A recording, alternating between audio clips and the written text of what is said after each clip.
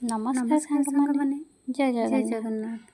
नारीर कौन किछि भी मूल्य नहीं। नारी सबुबले बिना जो नारी स्वार्थरे बिना घरे मूल्य रही काम करुछि बिना पैसा रे सेमानकर कौन किछि मूल्य नहीं।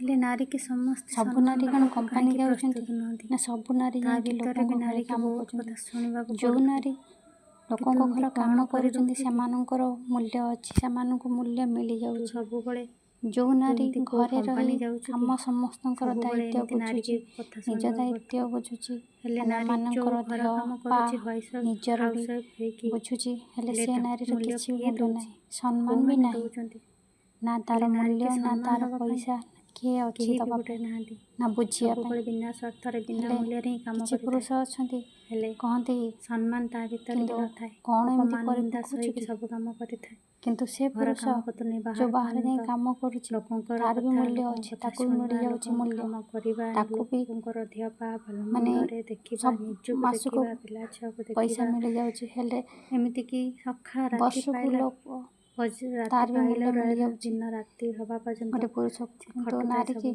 ना वर्षको ना मासको तार मूल्य अछि। सम्मान दवा ପାଇଁ सबुबले लोकंकर कथा शुणिकी भी निज देह खराब हेले भी से घर काम ही करुछि।